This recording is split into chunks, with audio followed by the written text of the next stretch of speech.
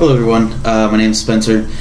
I was asked by Ty to make a video, and she kind of just said whatever I wanted to make it about, and I decided I wanted to make it about my identity and how that's influenced things in my life, relationships with people, Ty included, and how I'm able to use that identity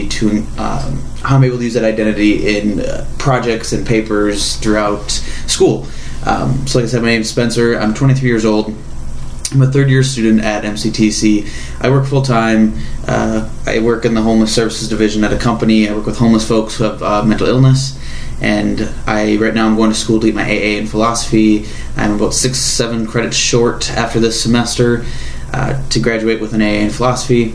And then I'll transfer out and get my bachelor's in social work with a minor in gender studies.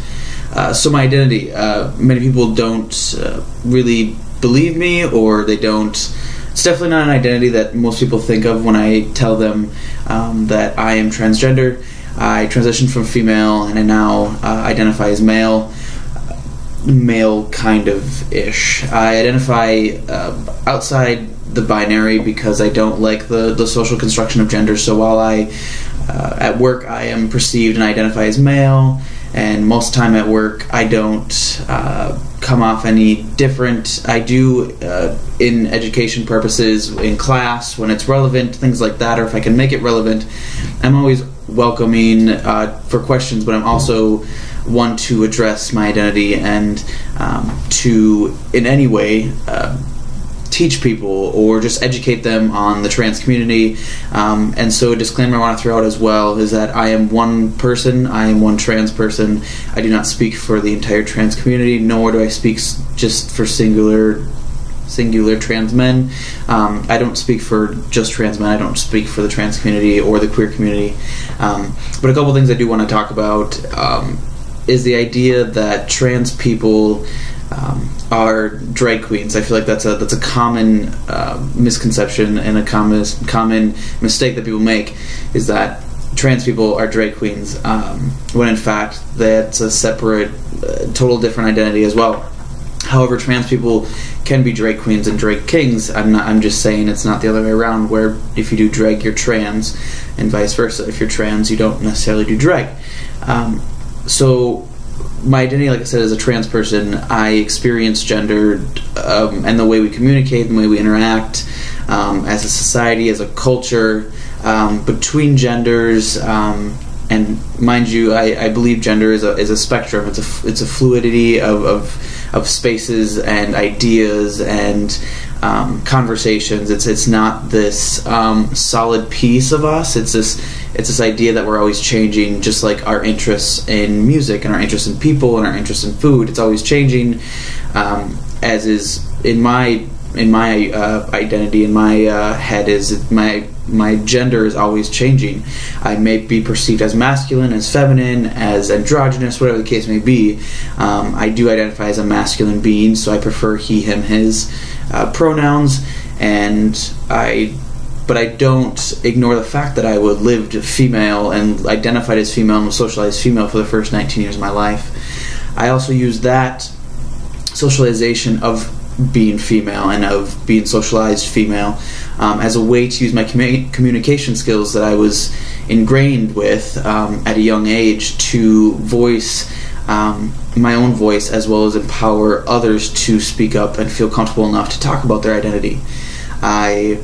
I believe that in every course I've been able to somehow, some way incorporate my identity into a paper, into a discussion post, into a conversation in class, outside of class with a professor. It's so important to me to know that other people know that I am a trans person and I am here and that I'm surviving, that I'm not a statistic. Because I may be wrong, but I know it's within 1 or 2 years of this number that the average trans person only lives to about the age of 27, 28. I do believe that the number is rising. However, I don't want to think that 6 years from now, 27, 28, so 4 years from now, 5 years from now, that I will die due to a hate crime, due to suicidal tendencies, due to the oppression that I face as a trans person. And I also want to point out that, being trans being a trans person who is white is different in context than being a person of color who is also trans. You see a lot of hate crimes if you do. If not, I'll tell you that hate crimes against trans people are usually against, not usually, I would say 95% of the time against trans women, and those trans women are of color. So it's not, like I said, the statistic is scary, the fact that my life is supposed to only last for another 5 to 6 years because of my identity, and because I'm out about my identity. I don't feel like it's anything to hide, and I feel like I have to talk about it because I come off as what you would call stealthy. Most people don't see me as a trans person. That they just, it's hard for them to understand that somebody who looks male and looks masculine had ever in any previous years had, you know, a higher voice, had long hair, was perceived as female, had breasts, things like that. So I believe that talking about my identity is important and is key to my growth as a human being, but also to everyone else's growth as human beings. I know Ty and many other faculty at MCTC are always open for conversation and always wanting to learn more, or at least they'd ask questions. And Ty, you know, I was able to converse with her a couple times about a case with a woman named Cece McDonald, and you know, I was able to educate her a little bit on it. And you know, I made the trans community a more prominent conversation with not only Ty, but I mean other people.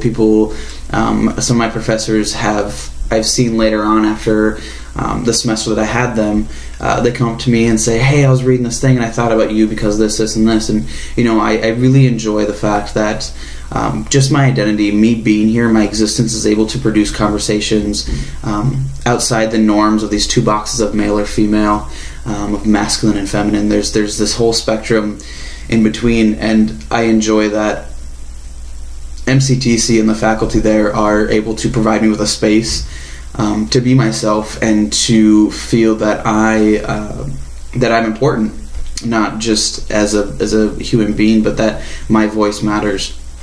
And with that, you know, my identity and everything I just talked about, it really influences and ignites my desire to do social work and gender studies. I'd really ideally like to work with homeless queer youth, queer homeless youth. That's my ideal job, is to be an outreach worker and an advocate for the trans community as well as the homeless community, in both. I'd like the crossroads that they have and how interconnected those two are.